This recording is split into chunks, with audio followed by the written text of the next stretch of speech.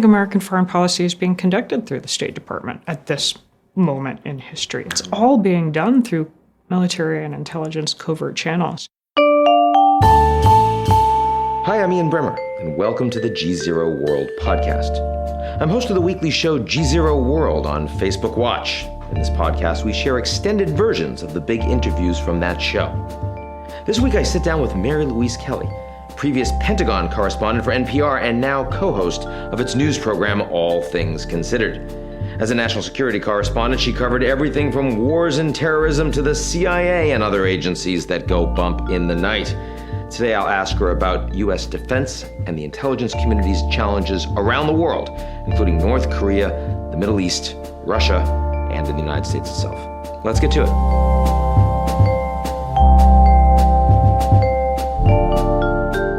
The GZERO World is brought to you by our founding sponsor, First Republic.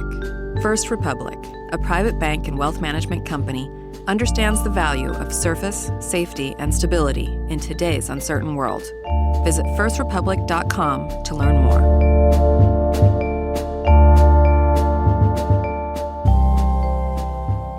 And I'm here with Mary Louise Kelly. She is co-host of NPR's All Things Considered, which we all listen to.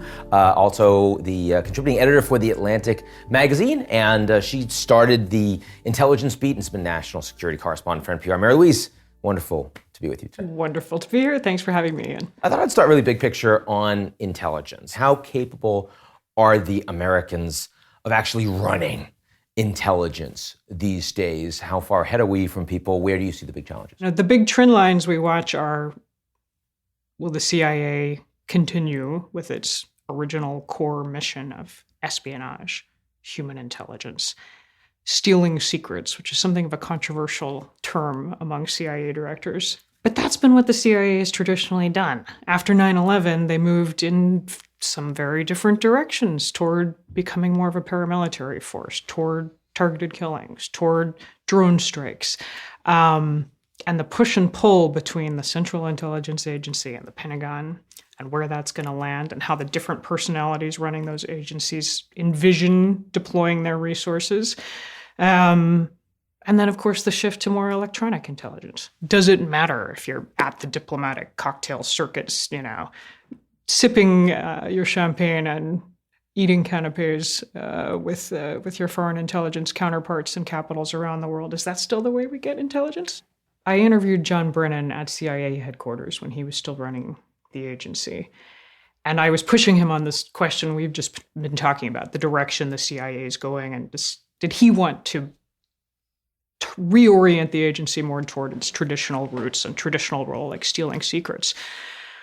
And he bristled and sat up and said, we don't steal secrets. We elicit secrets. We, investigate things. We do all this, but we're within the law. We don't steal secrets. And when Mike Pompeo came in, President Trump's CIA director, at least for the moment, in a session on the 7th floor at Langley, he weighed in on that comment and said, I want you to know, we are back in the business of stealing secrets. I'm going to reorganize and reorient this agency, and we're going to be way more aggressive than we have been in recent years. Well, how's morale in the intelligence community today, those actively serving? Like any huge community of, there are thousands and thousands and thousands of people. We don't know the exact number, that it's classified, that work at the CIA and other spy agencies, but it's impossible, of course, to describe a monolithic the state's been unhappy. Pompeo was, and in my assessment, remains a little bit of a question mark in terms of how his tenure has played at the agency. He has done something every CIA director says they're going to come in and do, which is get the agency off the front pages. Mm-hmm.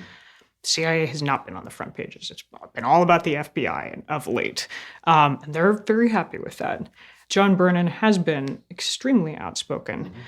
He has not minced words in criticizing President Trump. That has been super controversial. It's not just him. Another former director, Michael Hayden, has been very critical of President Trump.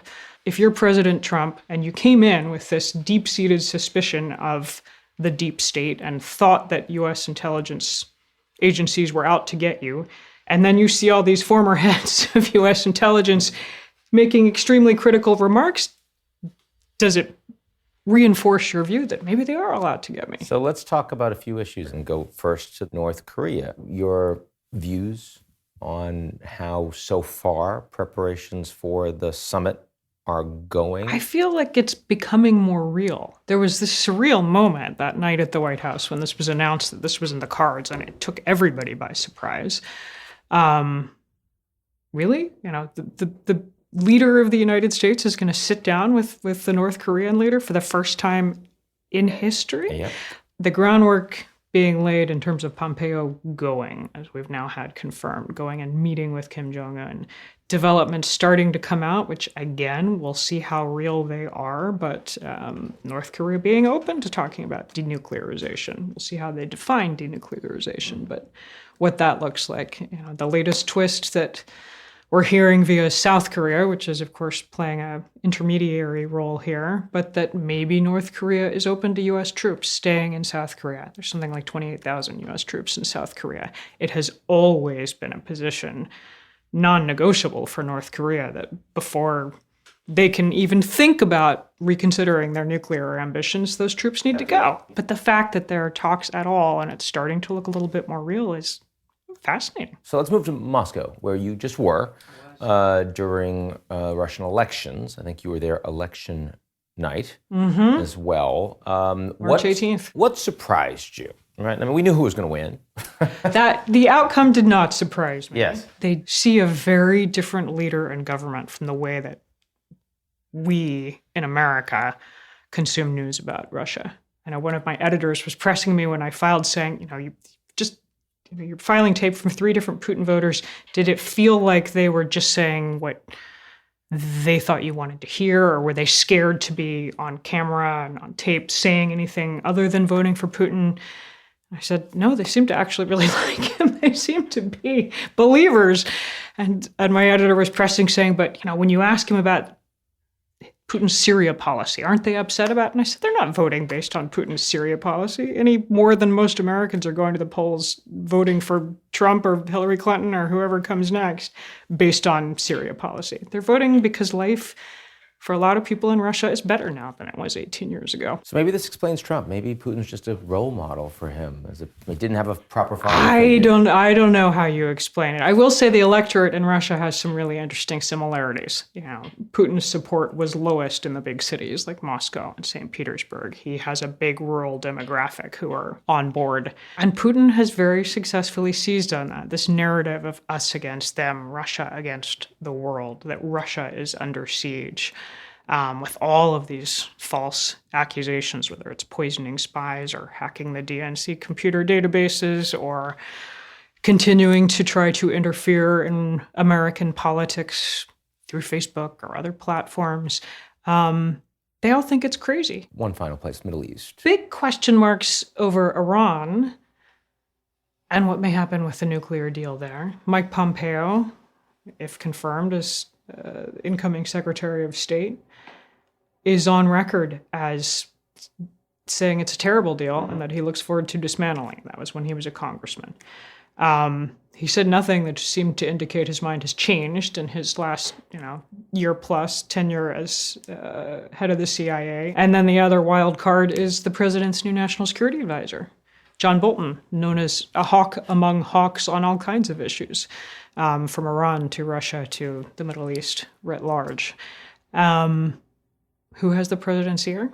Who's determining policy on these things? When's the last time the United States has had a Middle East strategy? What strikes me about the Trump administration is, I'll throw the question back at you. Can you think of any country, any issue where it's clear what the Trump administration policy is on foreign policy? They want to eradicate ISIS, as did the Obama administration. But that's about as big a picture frame as we have for they want the Middle East. Europeans to They're going to move the contribute embassy more where for that's NATO. coming up in Jerusalem. That's going to happen. One. So there, again, you can point to individual things, but how it fits into a big overarching goal, how that goal is tied with U.S. interests, how we're defining U.S. interests today in America. Are human rights as important as they were a decade ago, 2 decades ago, a generation ago, in terms of the way the U.S. is allocating resources and people in the world? You'd say not. based on the available evidence, I would say not. Mary Louise, thank you very much. It's been my pleasure. Thank you, Ian. That's your show this week. Next week, come back. I'm bringing you The Mooch. Did I say that? Yes, I did. The Mooch. You don't want to miss it. We're going to talk about the world. Be here.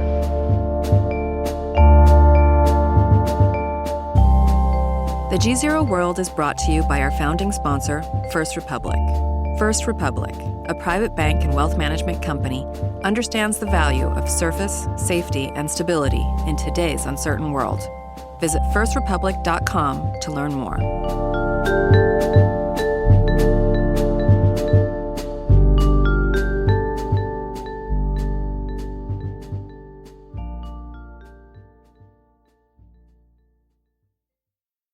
You're listening to the GZERO World with Ian Bremmer podcast, your weekly geopolitical deep dive into the world's biggest news stories, featuring in-depth conversations with global leaders and newsmakers. To get more of GZERO's insights on global politics every morning, sign up for our free newsletter, GZERO Daily, at gzeromedia.com.